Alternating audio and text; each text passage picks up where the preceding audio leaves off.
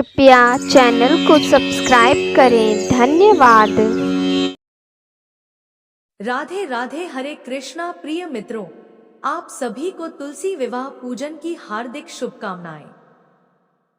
प्रत्येक वर्ष कार्तिक मास की एकादशी तिथि के दिन, जिसे देवोठनी एकादशी के नाम से भी जाना जाता है, इस दिन तुलसी विवाह पूजन कराया जाता है। तुलसी विवाह के दिन भगवान विष्णु के स्वरूप शालिग्राम जी और तुलसी के पौधे का विवाह कराया जाता है। तुलसी विवाह कुछ लोग एकादशी तिथि के दिन करते हैं, जबकि कुछ लोग द्वादशी तिथि के दिन करते हैं। ऐसी मान्यता है कि जो व्यक्ति तुलसी विवाह कराता है, उसके जीवन से सारे कष्ट दूर हो जाते हैं। साथ ही तुलसी माता के साथ श्रीहरि की पूजा करने से मनचाही इच्छा की प्राप्ति होती है। तो मित्रों, तुलसी पूजन के शुभ अवसर पर हम आपको सुनाने जा रहे हैं तुलसी माता की बहुत ही सुंदर कथाएं। आशा करते हैं कि आप सभी कथाओं को श्रद्धा भाव से श्रवण करेंगे। तो चलिए मित्रों, माता लक्ष्मी और भगवान श्री हरि विष्णु के चरण कमलों का ध्यान करते हुए सुनते हैं तुलसी पूजन व्रत की कथा। पहली कथा इस प्रकार से है। एक समय की बात है, काशी नगरी में धर्मात्मज नाम के एक अत्यंत ही प्रसिद्ध राजा हुआ करते थे। उनकी एक कन्या थी तुलसी, जो कि अत्यंत ही सुंदर और आकर्षक थी।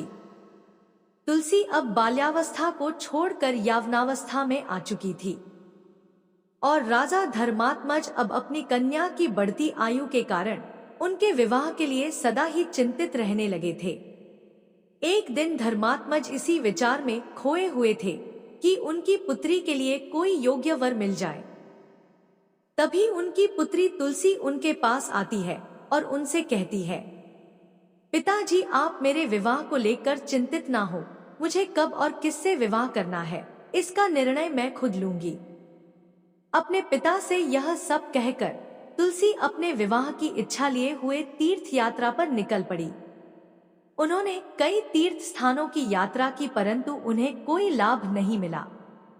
ऐसे ही विचरण करते हुए तुलसी एक स्थान हरिद्वार में गंगा किनारे जा पहुंची और वहां पर विचरण करने लगी। अचानक से तुलसी जी ने देखा कि गंगा नदी के तट पर तरुणावस्था में भगवान श्री गणेश अत्यंत ही घोर तपस्या में लीन है। भगवान गणेश तपस्या के दौरान रत्नजड़ित सिंहासन पर बैठे हुए थे। उनके शरीर में चंदन का लेप लगा हुआ था और रत्न से जड़े हुए हार उन्होंने अपने कंठ में धारण किए हुए थे। उनकी कमर में अत्यंत ही कोमल रेशम का लाल पीतांबर वस्त्र लिपटा हुआ था, जो बेहद ही मनमोहक था, और इस रूप में गणेश जी अत्यंत ही सुंदर और आकर्षक दिख रहे थे। तुलसी माता भगवान गणेश के इस रूप पर मोहित हो गई और उनके मन में गणेश से विवाह करने की इच्छा जागृत हुई। तुलसी जी ने अपने विवाह का प्रस्ताव गणेश जी के समक्ष रखने के लिए उनका ध्यान भंग कर दिया। तपस्या भंग होने पर भगवान गणेश बेहद क्रोधित हुए और स्वयं को ब्रह्मचारी बताते हुए तुलसी जी का विवाह प्रस्ताव ठुकरा दिया। तुलसी माता को भगवान गणेश के इस रूखे व्यवहार और अपना विवाह प्रस्ताव ठुकराए जाने से बहुत दुख हुआ और उन्होंने आवेश में आकर भगवान गणेश को 2 विवाह होने का श्राप दे दिया। इस पर श्री गणेश जी ने भी तुलसी माता को एक असुर के साथ विवाह होने का श्राप दे डाला। यह सब सुनकर तुलसी माता अत्यंत ही भयभीत हो गई और तुलसी को अपनी भूल का एहसास हुआ। अब तो तुलसी माता अपनी भूल और इस श्राप को सुनते ही तुलसी जी गणेश जी के चरणों में गिरकर उनसे माफी मांगने लगी। तुलसी जी को विलाप करते देखकर गणेश जी को उन पर दया आ गई। इसके बाद गणेश जी ने तुलसी माता से कहा, आप चिंतित मत हो। ना आपका श्राप खाली जाएगा, ना मेरा, और आपकी समस्या का समाधान भी हो जाएगा। मैं रिद्धि और सिद्धि से विवाह का उनका पति बनूंगा और तुम्हारा विवाह राक्षस जलंधर से अवश्य होगा, लेकिन अंत में तुम भगवान विष्णु और की प्रिया बनोगी। कलयुग में भगवान विष्णु के साथ तुम्हें अत्यंत ही पवित्र पौधे के रूप में पूजा जाएगा। उन्होंने यह भी कहा कि कलयुग में तुलसी मोक्ष और जीवन देने वाली साबित होगी, लेकिन मेरी पूजा में तुलसी का प्रयोग नहीं किया जाएगा। इस प्रकार से गणेश जी ने तुलसी माता को वरदान दिया। तो मित्रों, यह थी पहली कथा। बोलिए तुलसी माता की जय। जय श्री गणेशाय नमः। अब सुनते हैं तुलसी माता की दूसरी कथा। आप इसे भी प्रसन्न चित्त होकर सुने। शिव महापुराण में वर्णन मिलता है कि प्राचीन काल में दैत्यों का एक राजा था जिसका नाम दंभ था। वह भगवान विष्णु का परम भक्त था, लेकिन उसे संतान का सुख प्राप्त नहीं था।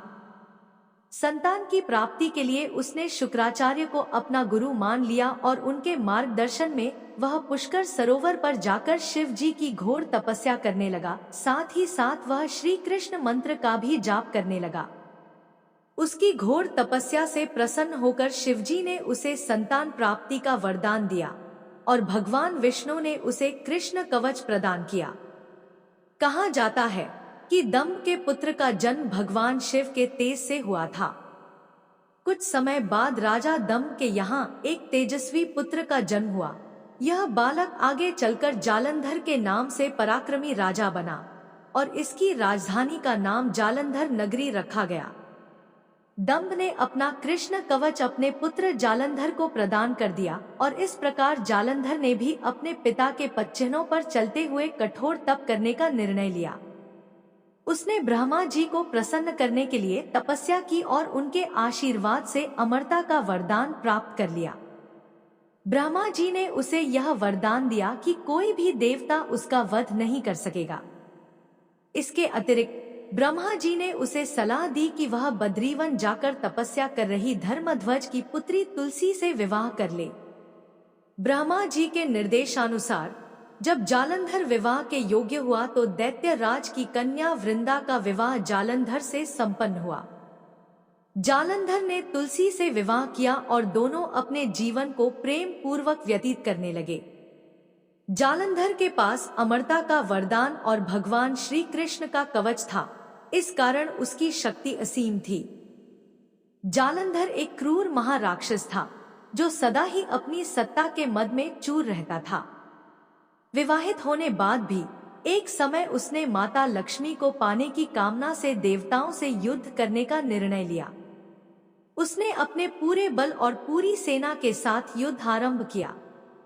देवताओं और असुरों के बीच यह भीषण युद्ध बहुत समय तक चला।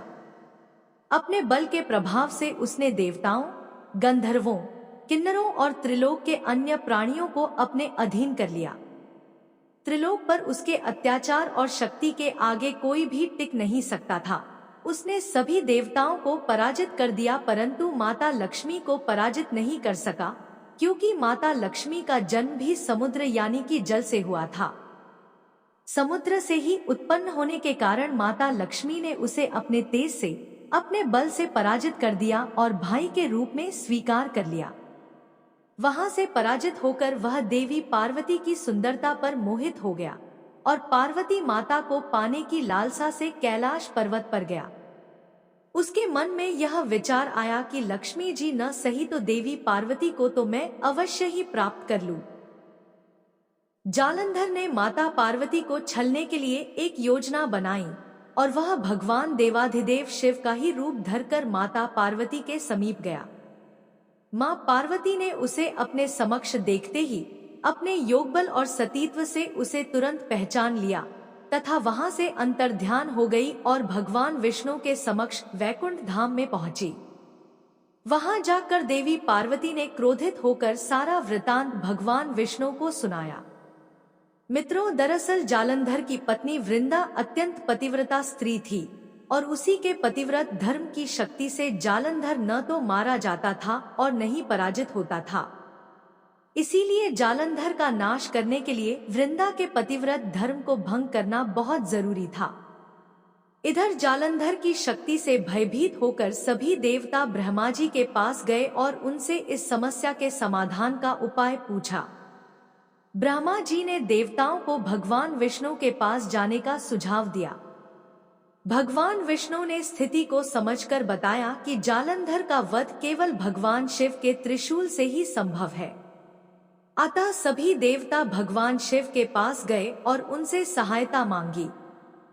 भगवान शिव ने उनकी सहायता का आश्वासन दिया और अपने एक गण चित्ररथ को जालंधर के पास दूत बनाकर भेजा। चित्ररथ ने जालंधर को समझाने का प्रयास किया कि वह देवताओं को उनके अधिकार लौटा दे और अपने राज्य में लौट जाए, परंतु जालंधर ने इसे ठुकरा दिया और युद्ध करने की ठानी। इस पर भगवान शिव स्वयं युद्ध के लिए प्रस्थान कर गए। उनके नेतृत्व में देवताओं और दानवों के बीच भीषण युद्ध हुआ, लेकिन ब्रह्मा जी के वरदान के कारण जालंधर को कोई भी देवता पराजित नहीं कर सका। भगवान शिव ने अपनी शक्ति से जालंधर पर त्रिशूल चलाने का प्रयास किया, किंतु आकाशवाणी हुई कि जब तक जालंधर के पास भगवान श्री कृष्ण का कवच और उसकी पत्नी तुलसी का सतीत्व अडिग है, तब तक उसका वध संभव नहीं। यह सुनकर भगवान विष्णु ने वृद्ध ब्राह्मण का रूप धारण किया और जालंधर के पास जाकर श्री कृष्ण कवच का दान मांगा। भगवान के स्वरूप और उनके आने का उद्देश्य नहीं जानकर जालंधर ने सहजता से श्री कृष्ण कवच दान कर दिया। इसके बाद भगवान विष्णु ऋषि का वेश धारण कर वन में जा पहुंचे, जहां वृंदा अकेली भ्रमण कर रही थी। भगवान के साथ दो मायावी राक्षस भी थे, जिन्हें देखकर वृंदा भयभीत हो गई। ऋषि रूपी विष्णु जी ने वृंदा के सामने छल करने के लिए अपने बल और तप से दोनों राक्षसों को भस्म कर दिया। उनकी शक्ति को देखकर वृंदा बहुत प्रभावित हो गई। वृंदा ने मन में विचार किया कि क्यों न मैं इनसे कैलाश पर्वत पर महादेव के साथ युद्ध कर रहे अपने पति जालंधर के बारे में पूछूं। ये इतने ज्ञानी मालूम पड़ते हैं, जरूर ही ये मेरी समस्या का समाधान करेंगे। ऋषि रूपी विष्णु जी ने वृंदा की बात को सुना और अपने माया जाल से दो वानर प्रकट कर दिए। एक वानर के हाथ में जालंधर का सिर था तथा दूसरे के हाथ में उसका धड़ था। अपने पति की यह दशा देखकर वृंदा मूर्छित होकर गिर पड़ी। होश में आने पर उन्होंने ऋषि रूपी भगवान से विनती की कि वह उसके पति को जीवित कर दे। भगवान ने अपनी माया से पुनः जालंधर का सिर धड़ से जोड़ दिया, परंतु स्वयं भी वह उसी शरीर में प्रवेश कर गए। वृंदा को इस छल का जरा आभास न हुआ। जालंधर बने भगवान के साथ वृंदा का पतिव्रता का व्यवहार करने लगी, जिससे उसका सतीत्व भंग हो गया। ऐसा होते ही वृंदा का पति जालंधर युद्ध में हार गया। इस सारी लीला का जब वृंदा को पता चला तो उसने क्रोधित होकर भगवान विष्णु को शिला बन जाने का श्राप दे दिया। अपने भक्त के श्राप को भगवान विष्णु ने स्वीकार किया और शालिग्राम पत्थर बन गए। सृष्टि के पालनकर्ता के पत्थर बन जाने से ब्रह्मांड में असंतुलन हो गया। इसके बाद सभी देवताओं ने वृंदा से प्रार्थना की वह जल्द ही भगवान विष्णु को श्राप मुक्त कर दे। इसके बाद वृंदा ने भगवान विष्णु को तो श्राप मुक्त कर दिया, लेकिन उसने खुद आत्मदाह कर लिया और स्वयं सती हो गई। जिस स्थान पर वृंदा भस्म हुई वहां उसी राख से तुलसी का पौधा उग गया। भगवान विष्णु ने वृंदा से कहा कि हे वृंदा, तुम अपने सतीत्व के कारण मुझे लक्ष्मी से भी अधिक प्रिय हो गई हो। अब तुम तुलसी के रूप में सदा मेरे साथ रहोगी। जो मनुष्य भी मेरे शालिग्राम रूप के साथ तुलसी का विवाह करेगा, उसे इस लोक और परलोक में विपुल यश प्राप्त होगा। जिस घर में तुलसी होगी वहां यम के दूत भी असमय नहीं जा सकते। गंगा व नर्मदा के जल में स्नान करना तथा तुलसी का पूजन बराबर माना जाएगा। चाहे मनुष्य कितना भी पापी क्यों न हो, मृत्यु के समय जिसके मुख में तुलसी मंजरी रहे और गंगा जल मुख में रखकर निगल जाएगा, वह व्यक्ति सभी पापों से मुक्त होकर मेरे धाम बैकुंठ लोक को प्राप्त होगा। उसी दैत्य जालंधर की यह भूमि जलंधर नाम से विख्यात है। प्रिय मित्रों, तो यह थी तुलसी माता के विवाह की कथा। अब चलिए मित्रों सुनते हैं तुलसी माता की अंतिम कथा। एक समय की बात है, एक गांव की सभी महिलाएं मंदिर में जाकर तुलसी माता को रोजाना सींचती थी। बाकी सभी महिलाएं तो तुलसी माता को सींचकर घर आ जाती, पर एक बुढ़िया माई रोज कुछ समय वहीं पर रुकती और तुलसी माँ को सींचकर कहती कि तुलसी माता, तुम सबकी दाता हो, मैं तेरा बिड़ला रोज सींचती हूँ, तुम मेरा निस्तारा करो। हे तुलसी माता, मुझे अड़ुआ दे, लड़ुआ दे, पीतांबर की धोती दे। मीठे मीठे ग्रास दे, बैकुंठ का वास दे, चटक की चाल दे, पटक की मौत दे, चंदन का काट दे, झालर की झनकार दे, साईं का राज दे, दाल भात का जीवन दे, एकादशी का दिन दे, और जब मेरी मृत्यु हो तो श्री कृष्ण का कंधा दे। इतनी बात सुनकर तुलसी माँ सोच में पड़ जाती है। बुढ़िया की बातों को सुनकर तुलसी माता बहुत ही चिंता में रहने लगी और धीरे धीरे सूखने लगी। एक दिन भगवान श्री कृष्ण ने तुलसी माँ से उनकी इस चिंता का कारण पूछ कि आपको कौन सी चीज है जो परेशान कर रही है। इस पर तुलसी माँ ने बताया कि एक बुढ़िया है, मेरे पास रोज आकर इतनी बात कह कर जाती है। इनमें से मैं बुढ़िया माई को सब कुछ दे सकती हूँ, पर आपका कंधा कहाँ से दूंगी। इस पर भगवान बोले कि तुम चिंता मत करो और बुढ़िया माई को आशीर्वाद दे दो। जब बुढ़िया माई की मृत्यु होगी मैं उसे कंधा देने चला जाऊंगा। तुलसी माँ ने वैसा ही किया और थोड़े दिन बाद बुढ़िया माई मर गई। सब कोई उसे उठाने लगे पर वह इतनी भारी हो गई कि किसी से भी नहीं उठी। सब कोई कहने लगा कि पाप घाट की माला फेरती थी, जिसकी वजह से इतनी भारी हो गई। तभी भगवान श्री कृष्ण ब्राह्मण के भेष में आए और वहां खड़े लोगों से बुढ़िया के कान में कुछ कहने पर उसका शव हल्का होने की बात कही। इस पर लोगों ने कहा कि तू भी अपने मन की निकाल ले। भगवान ने जाकर बुढ़िया के कान में कहा कि माई तूने मेरी पत्नी का बिडला सींचा है, मैं करूं निस्तारा तेरा।